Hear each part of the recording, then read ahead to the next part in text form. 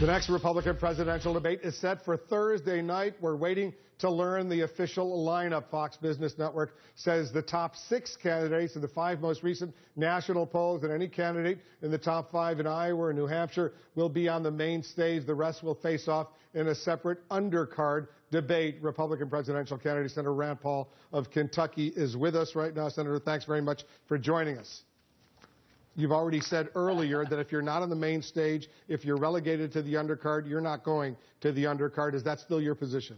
I don't think the media should have the power to predetermine elections. And I think that it's a significant thing to try to tell voters you're either in the first tier or a second tier. And I think the polls have been wildly inaccurate. But even just last week, CBS had a poll and I was 1 point out of 4th place.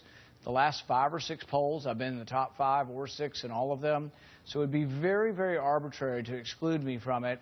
And we just won't take the bait. We're not going to be designated by any media outlet as not being able to compete in the election. Well, they're supposed to announce momentarily, Fox, who's on the main stage. I assume somebody has already informed you whether or not you're going to be on the main stage or relegated to the undercard, as it's called. Yeah, we were just told that they have a mathematical problem over there and they're adding the numbers, and we think they're confused because they're not including us on the main stage, and we think they're really wrong with that because if you look at the poll numbers, the last half a dozen polls that have come out, we've been in either 5th or 6th or 1 point away from 4. But we think that it's a big mistake to do it, and we do not think that anyone should really be able to characterize our campaign as anything less than first tier. We've raised $25 million. We're going to be on the ballot in every state, and we just announced the other day we have 1,000 precinct chairs in Iowa. So we think it's a rotten thing to do to try to designate which candidates have a chance and don't, and so we will not participate in anything that's not first tier. And they have officially told you, though, no, you are not going to be on the main stage, and you have told them in response you're not going to go to the earlier debate. We told them they've made a mistake, and really even looking at the recent polls, they've made a mistake. We've been rising in the polls. We've been 5th or 6th in the polls for the last couple of weeks, and it's really a mistake because the thing is that the Republican Party needs a voice like mine. I'm the one anti-war voice on the stage. I'm the one voice that says we shouldn't be collecting all the phone records. I'm the one voice advocating for criminal justice reform. So I think it's a mistake for the Republican Party to try to say, okay, we're going to pre-decide things and exclude certain people from the stage. And I object to it, and I will protest, and I'll spend the next couple of days protesting and letting people know that we do have a voice that does need to be heard. What was the explanation that the Fox representative and calling you and giving you the courtesy of this advance notification that you won't be on the main stage? What was their explanation when you expressed your protest? I didn't discuss it with them, but I think that the definition is very arbitrary. You know, we were in a debate just recently with CNN, and there were 9 people on the stage.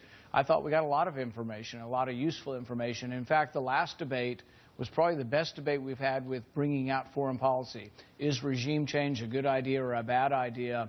And actually, I think I was an important part of mixing it up and saying, you know what? When we toppled Gaddafi in Libya, it wasn't good for the country. We actually are less safe because Libya is now a failed state. So we think we do bring an important part to the debate, and we'll continue to make sure. I'll be taking my campaign directly to New Hampshire and to Iowa. I'm not going to be in South Carolina, but I will be in Iowa. Our campaign rolls on, and we've seen nothing but bigger crowds and more enthusiastic crowds. Like I say, I have more precinct chairmen in Iowa than any other candidate at this point. How well do you have to do in Iowa, which is exactly 3 weeks from tonight, for you to stay in the race? I think nothing is known until the election happens. In fact, I think the polls are somewhat irrelevant in the sense that I don't think they're very accurate. The real poll is that night in the election, but obviously we do. We want to do very well. But I grew up in athletics. I grew up, swimming meets, track meets, football. We always played to win. We didn't play to show or anything like that. So we'll be in it to win it, and we think we have maybe the best ground game in Iowa at this point. Ted Cruz is doing well in Iowa, according to these polls. Donald Trump is as well. You side actually with Donald Trump in raising questions about whether or not Senator Cruz is what the Constitution defines as a natural-born citizen. Why? Well, I said without question, you know, he's a natural-born Canadian. And the question is, can you be naturally born in Canada and also be a natural-born American at the same time? And the courts just haven't decided this. I'm not bringing this up, but the Democrats have already brought this up, and I think the Democrats will sue in court And it will be extraordinary. It'll be the first time that we've ever had a president or a nominee, if he were to become the nominee, that's born in a foreign country. So it will be an extraordinary thing. I'm not saying that he can't or he's ineligible. I'm just saying that I think the Democrats will bring this up. John McCain, who ran for president, got the Republican nomination, was born in the Panama Canal Zone on a U.S. military base. And he was seen as eligible to run for president. I think the courts have decided that. You know, when Goldwater ran, he ran from originally being born in the territory of Arizona, and the court decided that U.S. territories, you were eligible. And I think Panama was a U.S. territory when McCain was born there, so I think his was already decided. But nobody's really alleging that, you know, Canada is a U.S. territory. So being a foreign country, there will have to be a decision. I'm not saying it will go against him. I'm just saying it will be something that voters have to consider. And you're also running for re-election in your home state of Kentucky. At some point, you got to start focusing on that as well. Well, we don't have an opponent, so that's kind of a good place to be in. No one's chosen to run against me at this point, and so we're in pretty good shape there.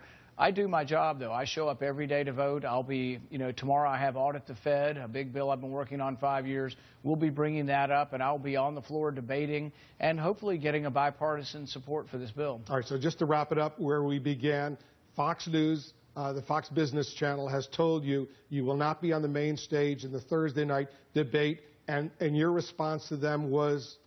It's a mistake, because the thing is we actually have been in the top 5 or 6 in most of the recent polls. In fact, last week in a national poll, we were just 1 point out of 4th place. So I think it's a mistake to try to exclude me from the national debate.